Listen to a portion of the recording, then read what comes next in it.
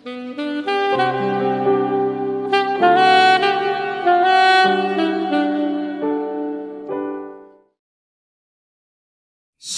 puji Tuhan, kita berjumpa lagi dalam renungan harian edisi hari ini 6 Juni 2021.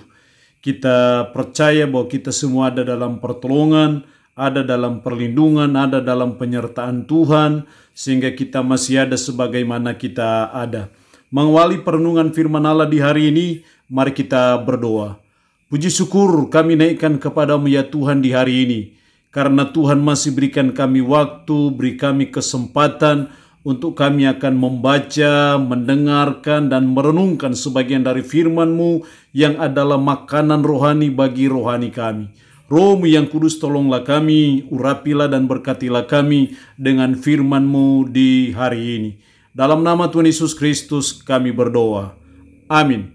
Nats firman Allah yang menjadi perenungan kita bersama di hari ini, saya ambil dari Kisah Para Rasul pasal 3 ayat 1 sampai dengan ayatnya yang ke-10. Tetapi secara khusus saya akan baca ayat 5 dan ayatnya yang ke-6. Firman Allah berkata demikian. Lalu orang itu menatap mereka dengan harapan akan mendapat sesuatu dari mereka. Tetapi Petrus berkata, emas dan perak tidak ada padaku, tetapi apa yang kupunyai kuberikan kepadamu. Demi nama Yesus Kristus orang Nazaret itu, berjalanlah. Demikian kebenaran firman Allah di hari ini, yang intinya mengajar kita, menasihati kita, dipulihkan karena nama Yesus. Sekali lagi firman Allah di hari ini mengingatkan kita, menasihati kita, dipulihkan karena nama Yesus. Artinya ayat ini mau mengatakan bahwa kita hanya bisa dipulihkan hanya oleh karena nama Yesus, hanya oleh karena kuasa Yesus Kristus saja. Kita bisa disembuhkan, kita percaya itu semua hanya karena nama Yesus Kristus saja. Sangat jelas dari nats pembacaan kita tadi, ayat 6, tetapi Petrus berkata, emas dan perak tidak ada padaku, tetapi apa yang kupunyai, kuberikan kepadamu. Demi nama Yesus Kristus orang Nazaret itu, berjalanlah. Ini kisah bagaimana Petrus menyembuhkan orang lumpuh yang minta-minta di gerbang indah bait Allah. Ketika mereka melihat Petrus dan Yohanes masuk dalam bait Allah, mereka meminta sedekah sebagai pengemis yang minta-minta.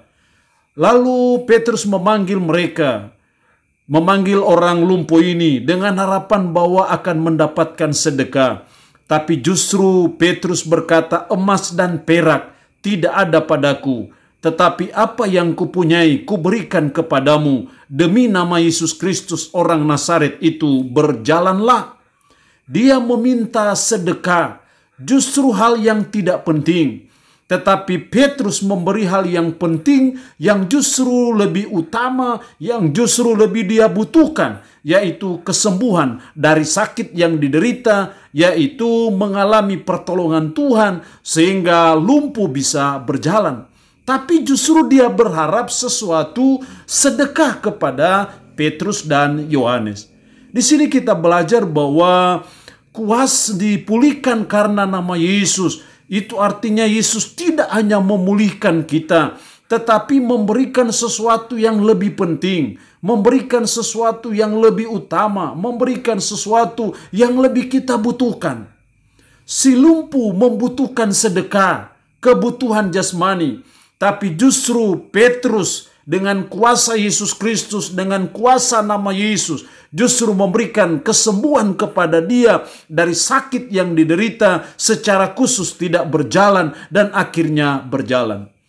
Nah, Bapak Ibu yang dikasihi oleh Tuhan, seringkali kita berharap sesuatu yang tidak penting kepada Tuhan, tidak yang utama kepada Tuhan.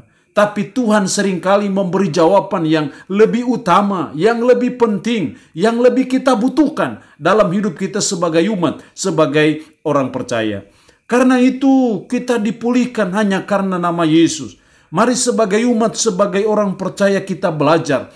Apapun juga yang kita butuhkan, apakah kita mengalami sakit, penyakit yang kita derita, apakah kita mengalami kelemahan fisika, kita belajar bahwa kita hanya dipulihkan karena nama Yesus. Untuk itu, sebagai umat, sebagai orang percaya kita belajar. Apapun kita butuh pemulihan, kita jangan lari kepada nama yang lain. Kita jangan lari kepada orang pinter. Kita jangan lari kepada dukun. Mari kita lari kepada nama Yesus. Mari kita minta tolong kepada kuasa nama Yesus. Karena kita percaya kuasa nama Yesuslah yang bisa memulihkan hidup kita. Sebelum dia terangkat ke sorga, dia berkata, segala kuasa telah diberikan kepadaku baik di bumi maupun di sorga. Termasuk kuasa memulihkan kita, termasuk kuasa menyembuhkan kita, termasuk kuasa melakukan mujizat, termasuk kuasa melakukan apa saja dalam hidup kita ada pada Yesus. Karena itu mari kita berteriak kepada Yesus, kita datang kepada Yesus, jangan kepada yang lain. Seringkali kita sebagai umat Tuhan lari kepada orang pinter, lari kepada dukun. Memang iblis juga bisa memberi Anda kesembuhan. Tapi ingat, iblis tidak pernah memberikan sesuatu secara gratis bagi kita. Tapi ada sesuatu yang dia tuntut bagi saudara dan saya. Sehingga kita bisa saja ke dukun dan akhirnya kita sembuh. Tetapi berapa minggu, bulan, tahun kemudian, kita justru mengalami yang lebih fatal dalam hidup kita. Karena itu mari kita berkomitmen. Mari kita berketetapan hati di hadapan Tuhan bahwa kita hanya mau datang kepada nama Yesus saja. Kita hanya mau datang kepada Yesus saja untuk kita mengalami pemulihan dari sakit yang kita derita. Kita hanya datang kepada Yesus karena nama itu nama yang berkuasa. Nama itulah semua lutut akan bertelut dan semua lidah akan mengaku bahwa Yesus Kristus adalah Tuhan. Nama itulah yang dikuasai oleh, yang ditakuti oleh kuasa-kuasa iblis maupun kuasa-kuasa kegelapan. Hanya satu nama, yaitu nama Tuhan Yesus Kristus. Hal yang berikut yang kita perlu perhatikan dalam ayat ini setelah si orang lumpuh tadi dipulihkan oleh karena nama Yesus. Apa yang dia perbuat? Dalam ayatnya yang ke-8, ia melonjak berdiri lalu berjalan kian kemari dan mengikuti mereka ke dalam bait Allah, berjalan dan melompat-lompat serta memuji Allah. Dalam ayat 9, seluruh rakyat itu melihat dia berjalan sambil memuji Allah. 2 kali anak kalimat memuji Allah dalam ayat 8 maupun ayat 9. Itu adalah respon dari orang lumpuh yang sudah dipulihkan Tuhan, yang sudah disembuhkan oleh Tuhan. Dia memuji Allah. Ini hal yang kedua yang perlu kita pelajari sebagai umat, sebagai orang percaya, bahwa ketika saudara dan saya mengalami jamahan Tuhan oleh karena kuasa nama Yesus, ketika saudara dan saya mengalami pemulihan oleh karena nama Yesus, jangan lupa kita memuji Allah, jangan lupa kita memuji Yesus, karena dengan memuji Yesus itu artinya syukur kita kepada Dia karena Dia sudah memulihkan kita. Kadangkala seperti kacang lupa kulitnya. Kita sudah banyak mengalami pertolongan Tuhan. Kita sudah banyak mengalami pemulihan dari Tuhan. Kita sudah banyak mengalami mujizat Tuhan. Mengalami campur tangan Tuhan dalam hidup kita. Tapi kita seringkali lupa memuji Allah. Lupa menaikkan syukur kepada Allah atas apa yang Tuhan sudah buat bagi kita. Tapi kita belajar dari orang lumpuh yang disembuhkan oleh Yesus dengan kuasa nama Yesus. Dia datang memuji Allah sambil melompat-lompat sebagai wujud sukacitanya bahwa dia sudah dipulihkan oleh Tuhan. Dia sudah dijamah oleh kuasa nama Yesus. Akhirnya dia memuji Allah. Dan saya percaya pujiannya kepada Allah itu sebagai wujud ekspresinya bahwa dia sungguh bersyukur. Oleh karena nama Yesuslah dia boleh mengalami kesembuhan. Dia tidak lagi melihat apa yang dia profesi dia sebagai minta-minta sedekah. Karena dia ternyata bahwa ini yang lebih penting.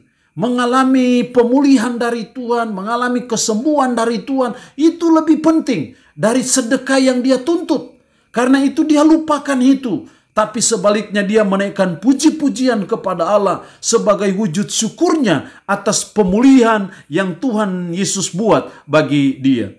Sama dengan 10 orang kusta yang disembuhkan oleh Tuhan. Hanya 1 orang yang datang kepada Yesus dan memuliakan Allah dengan syukur karena sudah disembuhkan. Lalu Yesus berkata, lalu di mana yang 9 orang tadi? Bukankah mereka juga sudah disembuhkan Tuhan? Bukankah mereka juga sudah dipulihkan Tuhan?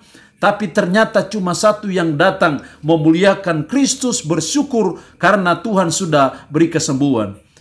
Mari kita termasuk dalam orang yang 1 orang kusta yang tadi datang bersyukur kepada Tuhan karena sudah dipulihkan. Jangan sampai kita termasuk dalam bilangan 9 orang kusta yang sudah disembuhkan Tuhan, tapi tidak datang bersyukur kepada Tuhan, tidak datang memuji Tuhan, tidak datang memuliakan Tuhan. Tapi kita belajar dari orang lumpuh yang disembuhkan. Ketika kita mengalami jamahan Tuhan, ketika kita dipulihkan Tuhan dari sakit yang kita derita, jangan lupa kita datang memuji Allah. Jangan lupa kita menaikkan syukur kita kepada Allah, karena itu yang Tuhan mau dalam hidup kita. Allah yang punya firman ini memberkati kita dengan firman-Nya di hari ini. Amin.